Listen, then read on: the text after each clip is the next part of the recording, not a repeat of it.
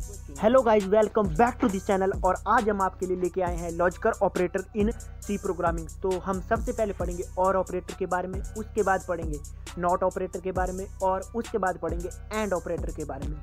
तो आइए सबसे पहले देख लेते हैं और operator in C programming. It returns a true value when at least one of the condition is true.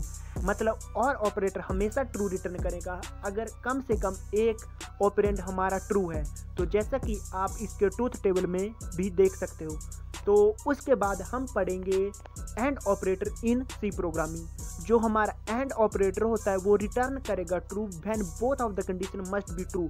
मतलब कि ट्रू वैल्यू तभी रिटर्न होगी अगर दोनों कंडीशन ट्रू है। अदरवाइज इन ऑल केसेस जो हमारा एंड ऑपरेटर है वो रिटर्न करेगा एक फॉल्स वैल्यू। तो उसके बाद अब हम देख लेते हैं not operator in C programming.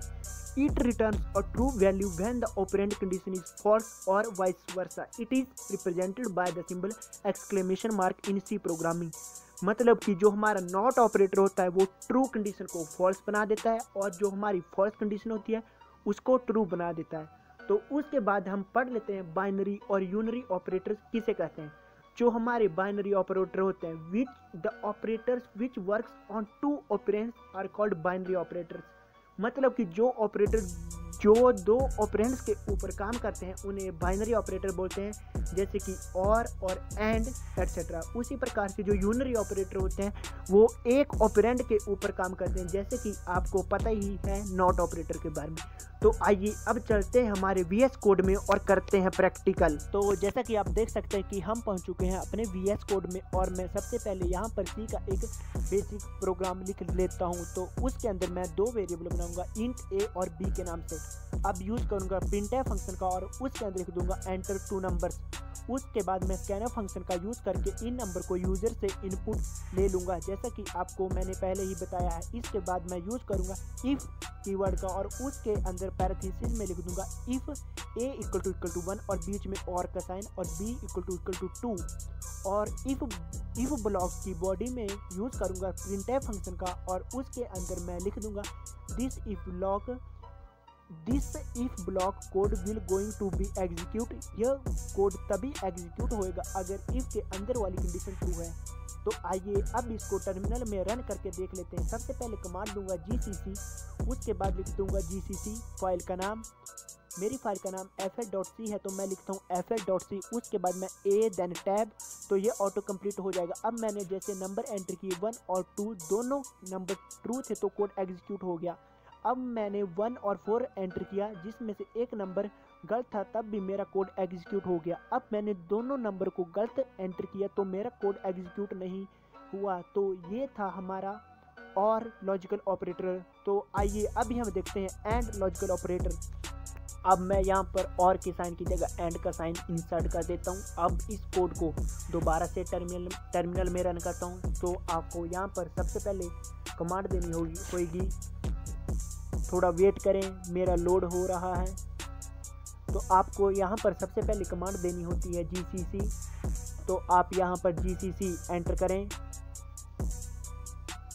तो उसके बाद आपको दूसरी कमांड देनी होती है gcc फाइल का नाम। तो मेरी फाइल का नाम fl.c, तो मैं लिखता हूँ gcc fl.c। तीसरी कमांड आपको देनी पड़ेगी a और देन टैब दबाएं, ये ऑटो कंप्लीट हो जाएगा। तो उसके बाद ये हमें बताएगा एंटर टू नंबर्स। तो जैसा कि आप देख सकते हैं ये बता रहा है एंटर टू नंबर्स और मैं एंटर करता हूँ 1 और 2 जो कि दोनों नंबर कंडीशन के अकॉर्डिंग हैं। तो मेरा कोड एग्जीक्यूट हो जाएगा। लेकिन उसके बाद मैं जैसे एंटर करता हूँ 1 और 4 तो कोड एग्जीक्यूट नहीं हुआ। सिमिलरली जब मैंने एंटर किया 2 और 3 तो कोड एग्जीक्यूट नहीं हुआ, क्योंकि दोनों कंडीशन ट्रू होनी चाहिए। तो मैं आइए आपको फिर से दोबारा नॉट ऑपरेटर के बारे में बता देता हूँ। जैसा कि आपको पता है कि नॉट ऑपरेटर ट्रू को फॉल्स में और फॉल्स को ट्रू में कन्वर्ट कर देता है। तो अभी हम पता कैसे लगाएंगे कि ट्रू वैल्यू कौन सी और फॉल्स कौन सी है। तो फॉल्स में केवल 0 को इंक्लूड किया जाता है, लेकिन ट्रू में एक्सेप्ट 0 सभी नंबर आते हैं। तो ये तो मैंने आपको पहले बता दिया कि ट्रू को फॉल्स में कन्वर्ट कर देगा और फॉल्स को ट्रू में। तो आइए अभी इसका यूसेज लिख देते हैं। अगर आपने लिखा इफ़ और उसके अंदर लिखा ट्रू लेकिन उसके आगे लगा दिया एक्सक्लेमेशन मार्क तो हमारी कंडीशन हो चुकी है फॉल्स, तो हमारा कोड एग्जीक्यूट नहीं होगा। सिमिलरली अगर इफ़ के अंदर लिखा आपने फॉल्स और उसके आगे लगा दिया एक्सक्लेमेशन मार्क तो कंडीशन हो चुकी है ट्रू, तो हमारा कोड एग्जीक्यूट होएगा। आइए अब चलते हैं हमारे VS कोड में और करते हैं प्रैक्टिकल। मैं सबसे पहले इंक्लूड कर लेता हूँ एक हेडर फाइल और उसमें लिख देता हूँ #include stdio.h। उसके बाद लिखूंगा मेन फंक्शन और मेन फंक्शन की बॉडी के अंदर बनाऊंगा एक वेरिएबल इंट ए के नाम से और यूज़ करूंगा printf फंक्शन का और उसके अंदर लिख दूंगा एंटर ए नंबर। उसके बाद नंबर को यूजर से लेने के लिए मैं यूज़ करूंगा scanf फंक्शन का और उसके अंदर डबल कोट्स के अंदर लिख दूंगा %d जो कि मेरा एक फॉर्मेट स्पेसिफायर है और कोमा से सेपरेट करके लिख दूंगा एड्रेस ऑफ ए।